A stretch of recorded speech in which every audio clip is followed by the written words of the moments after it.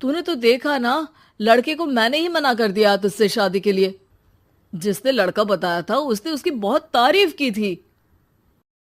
बात आई गई हो जाती है, लेकिन सृष्टि का मन शांत नहीं होता। क्या करूं, कुछ समझ में नहीं आ रहा। मेरी शादी हो गई तो ये लोग पूरी प्रॉपर्टी शीनू के नाम कर देंगे। मेरे हाथ तो कुछ लगेगा ही नहीं। तभी सृष्टि को आइडिया आता है। वो किसी वकील को फोन करती है। जी देखिए, अगर आपके मम्मी पापा का तलाक हो जाता है तो आपके पिता की आधी प्रॉपर्टी आपकी माँ के नाम हो जाएगी। फिर उसे वो किसी को भी दे सकती है। सृष्टि अब माँ को बेटे के खिलाफ भरती है। माँ, शीनू पर नजर रखा करो। वो जिस लड़की के प्यार में है ना, वो शादीशुदा है। यहाँ आएगी, सारा पैसा, रुपया, जमीन, जायदाद सब हड़प लेगी। पापा का भी हाल तुमसे छुपा नहीं है। ऐसा ना हो कि मैं और आप एक दिन सड़क पर भीख मांगे। हे भगवान, मैं तो जीते जी मर जाऊंगी अगर ऐसा हो गया तो। ऐसा हो गया नहीं माँ, ऐसा ही होगा। अभी समय है, आगे का सोच लो।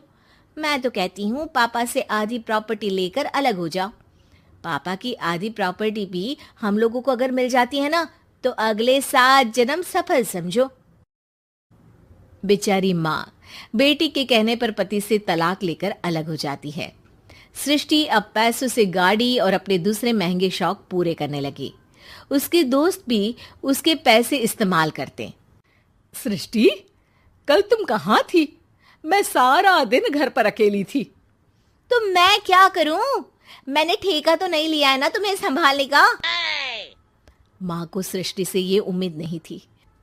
वो बैठकर रोने लगती है। वहीं उसका पति यानी कि सृष्टि के पिता आ जाते हैं। मैं जानता था कि तुम्हारा यही हाल होगा, तो आपने मुझे रोका क्यों नहीं?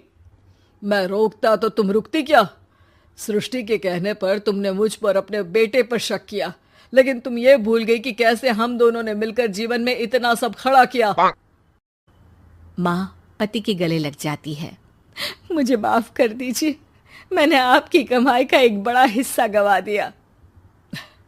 कोई बात नहीं, तुम साथ हो तो मैं ऐसी 7 प्रॉपर्टी खड़ी कर दूंगा। तभी वहां सृष्टि आ जाती है रोते हुए। माँ, मयंक ने मुझे छोड़ दिया। वो बोल रहा था जब तक मेरे पास पैसे थे तब तक ही वो मेरे साथ था।